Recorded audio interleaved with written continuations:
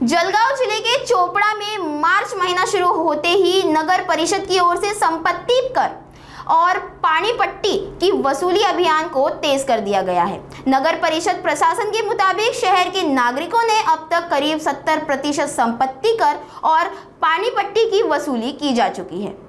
चोपड़ा नगर परिषद ने जानकारी दी कि जिन नागरिकों पर संपत्ति कर, पानी पट्टी और गाड़े यानी दुकान किराए की बकाया राशि है, उन्हें नोटिस जारी किए गए हैं। नोटिस मिलने के बाद कई नागरिकों ने सहयोग करते हुए बकाया कर जमा करना शुरू कर दिया है।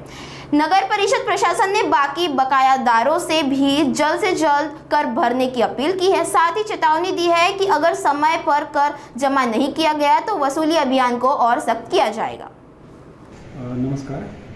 चोपड़ा नगर परिषदेमार्फत सध्या पाणीपट्टी व मालमत्ता कर वसुली मोहीम राबविण्यात येत आहे।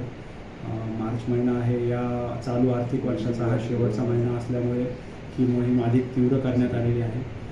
या मोहिमेअंतर्गत आतापर्यंत 2000 धारकांना नोटिसा गेलेल्या आहेत। तसंच उर्वरित सर्व थकबाकीदारांना देखील नोटिसा देण्यात येत आहेत।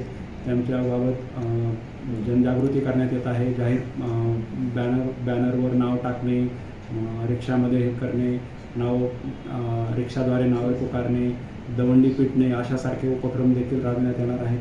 त्यामुळे नामोष्की टाळण्याच्या दृष्टीनं नागरिक मोठ्या प्रमाणावर कर भरत आहेत आणि थकबाकी भरण्यासाठी नागरिकांचा ओघ खूप जोरात चालू आहे।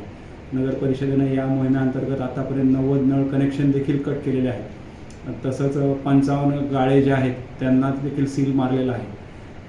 त्यामुळे नागरिकांनी मोठ्या प्रमाणावर सहकार्य करण्यास सुरुवात केली असून वसुली जोरदार होत आहे। साधारण 70% वर मालमत्ता कर वसुली गेलेली आहे व पाणीपट्टी कर देखील 50-55% दरम्यान आलेला आहे। तर याचप्रमाणे ही मोहीम जोरदार चालू राहील आणि मार्च शासनाने दिलेल्या उद्दिष्टानुसार मार्चच्या शेवटच्या आठवड्यापर्यंत नगर परिषदेची 100% वसुली करण्याचं उद्दिष्ट या प्रशासनाने ठेवलेलं आहे। नगर परिषदेचा जो संपूर्ण कारभार आहे, दैनंदिन जो विकास कामं आहेत आणि लाईट बिल भरणे, पाणीपट्टी भरणे, इतर जी कामं आहेत जी अत्यंत गरजेची आहेत, ही सर्व केवळ आपल्या मालमत्ता कर वसुलीवरच आधारित आहे। त्यामुळे नागरिकांना विनंती आहे, कळकळीचं आवाहन आहे की त्यांनी आपली थकबाकी कृपया त्वरित भरावी।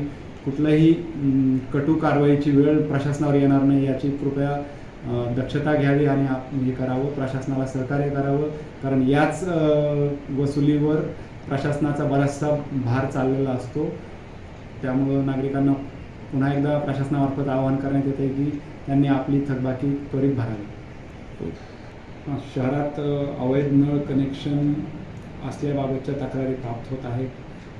त्याबाबत प्रशासनाने काही पथकं तयार केलेली आहेत आणि अवैध नळ कनेक्शन जर आढळून आलं तर हा अवैध नळ कनेक्शन म्हणजे सरळ पाणी चोरी आहे आणि त्या पाणी चोरीच्या नावाखाली सरळ गुन्हा दाखल करण्यात येईल।